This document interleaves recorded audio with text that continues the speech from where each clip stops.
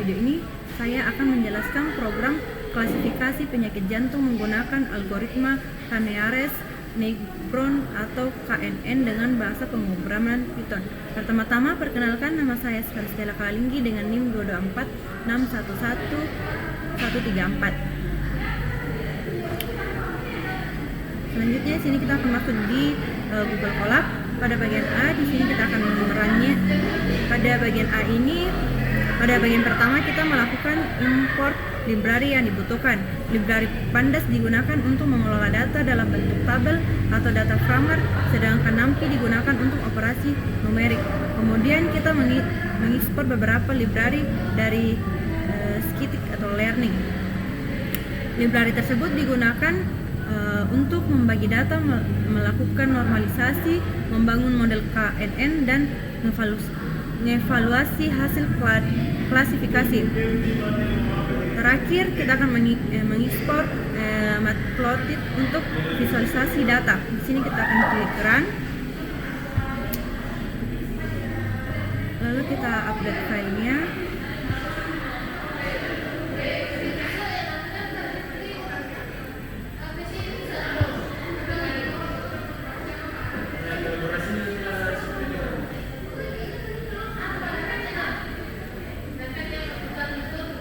Dan ini hasil dari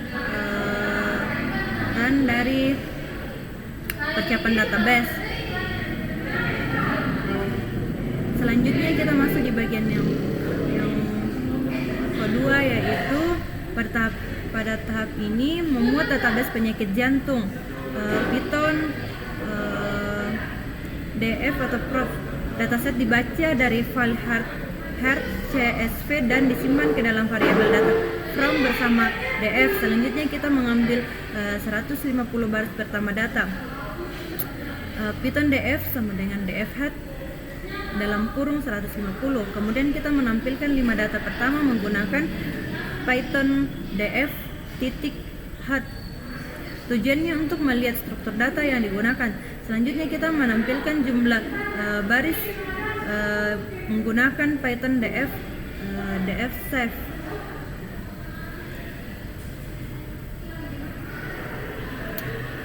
Dan menampilkan nama-nama kolom menggunakan Python DF column. Dengan langkah ini kita dapat memahami karakteristik dataset sebelum dilakukan pemrosesan lebih lanjut. Sini kita akan run bagian yang kedua. Dan ini hasil dari runnya. Selanjutnya kita masuk di bagian yang ketiga, yaitu persiapan data latih dan data uji. Transformasi variabel kategorikal. Pada tahap ini kita akan mengecek tipe data setiap kolom. Python print df di TPS. Jika terdapat kolom bertipe objek atau teks, maka kolom tersebut harus diubah menjadi angka agar dapat diproses oleh algoritma KNN.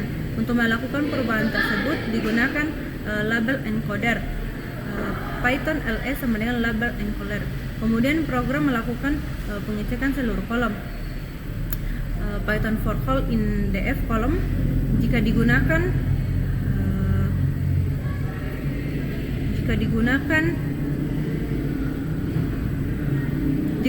kolom kategori, maka nilainya akan dikonversi menjadi bentuk numerik menggunakan Python DF call lev sama dengan lev transform DF. Setelah proses encoding selesai, data ditampilkan kembali untuk memastikan seluruh data sudah siap digunakan. Sini kita akan run bagian yang ketiga.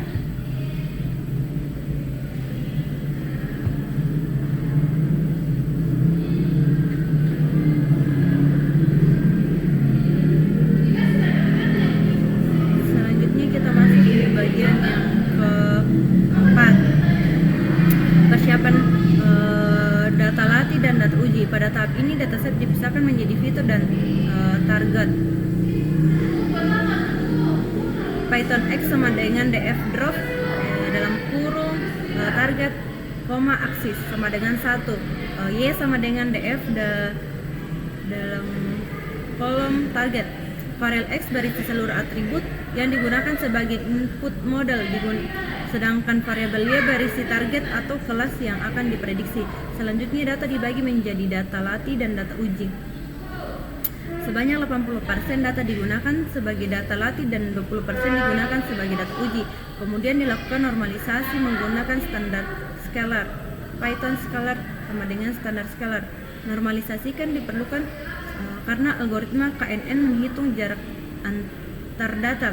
Jika skala data berbeda jauh, maka hasil perhitungan jarak bisa menjadi tidak akurat. Di sini kita akan melakukannya. Dan di sini hasilnya. Selanjutnya kita masuk di bagian yang kelima, yaitu implementasi algoritma KKN. Pada bagian ini dibuat model KNN dengan nilai K sama dengan 3. Python KNN sama dengan Canary Broad classifies dalam kurung N neck broad sama dengan 3. Artinya setiap data baru akan diklarifikasi berdasarkan 3 tetangga terdekat. Selanjutnya model dilatih menggunakan data latih. Terus setelah proses pelatihan selesai, dilakukan prediksi terhadap data uji. Python YPRED sama dengan KAN prediksi. Hasil prediksi kemudian ditampilkan ke layar. Output berupa angka 0 dan 1 yang menunjukkan hasil klarifikasi penyakit jantung. Di sini kita akan melihatnya. Dan di sini hasil dari run bagian ke-5. Selanjutnya masuk ke bagian yang ke-6, yaitu evaluasi model. Setelah model melakukan prediksi, langkah berikutnya adalah mengukur performa model. Pertama, dihitung nilai akurasi. Python akurasi score dalam kurung teks, YPRED. Akurasi menunjukkan presentasi prediksi yang benar dibandingkan seluruh data uji. Kemudian dibuat confusion matrix. Confusion matrix digunakan untuk melihat jumlah prediksi benar dan salah pada setiap kelas. Selanjutnya ditampilkan classification report. Laporan ini berisi nilai precision, recall, F1 score dan support. Hasil evaluation juga dirangkum dalam bentuk tabel menggunakan pandas data frame. Di sini kita akan merunnya.